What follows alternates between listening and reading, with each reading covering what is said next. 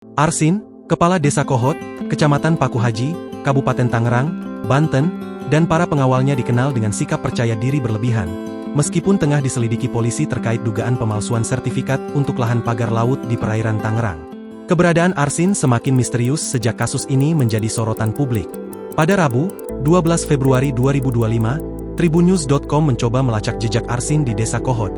Namun kades yang dikenal sangat berkuasa ini bak hilang di telan bumi. Kasus pagar laut yang semakin memanas membuat sekitar 400 warga Desa Kohot yang tergabung dalam gerakan tangkap Arsin kini berusaha menemukan pria yang bersikuku mengatakan bahwa pagar laut itu dulunya sebuah empang.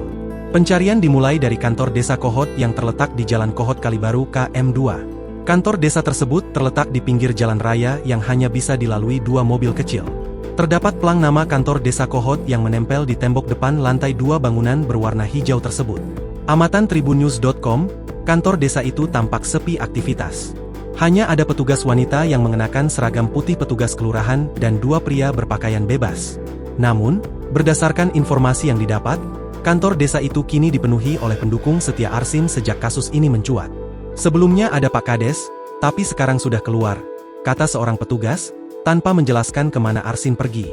Namun, keterangan itu berbanding terbalik dengan pengakuan seorang warga bernama Nisa, bukan nama asli, yang tinggal di dekat kantor Desa Kohot itu. Dia menyebut Arsin memang sudah jarang terlihat di kantor sejak kasus pagar laut menghebohkan publik.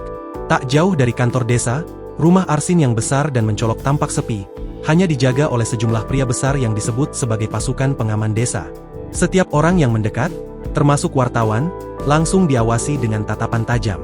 Bahkan, penjaga warung di sekitar rumah Arsin mengaku tidak tahu apa-apa mengenai keberadaannya. Arsin dipandang bak seorang raja oleh para pendukungnya, namun sangat berbeda bagi warga yang menentangnya. Sejak menjabat pada 2021, Arsin dikenal sebagai sosok yang arogan dan tak segan memaksa warga untuk mengikuti perintahnya. Jika tidak diikuti, Arsin tak segan mengerahkan preman hingga tukang pukul. Di mata warga Kohot, Arsin seperti monster. Apapun yang dia bilang harus diikuti warga. Arogan, kata Henry Kusuma, penasihat hukum warga korban pagar laut, kepada Tribunnews.com. Saking arogannya, Arsin sangat percaya diri tidak akan bisa ditangkap oleh siapapun dalam kasus pagar laut ini. Hal itu juga dikatakan oleh Arsin dan para antek-anteknya saat menemui Henry dan tim beberapa waktu lalu. Dia bilang sambil menepuk dada kiri, "Enggak ada yang bisa penjarain gue, sekalipun presiden." Itu yang dia katakan, ujar Henry menirukan ucapan Arsin. Tidak hanya Arsin, para pengawalnya pun bersikap penuh percaya diri. Sebelum masalah pagar laut ini muncul, Henry mengatakan 2 orang suruhan Arsin sempat mendatanginya dan meminta agar masalah ini tidak dibawa lebih jauh, bahkan menawarkan ganti rugi tanah warga yang terdampak. Namun, setelah laporan banyak yang masuk, Arsin dan sekretaris desanya, Ujang Karta, justru menghindar dan menolak bertemu. Hingga berita diturunkan, Tribunnews.com belum mendapatkan dan masih berusaha meminta tanggapan dari Arsin perihal pengakuan dari Henry Kusuma ini. Download Tribun X sekarang. Menghadirkan lokal menjadi Indonesia.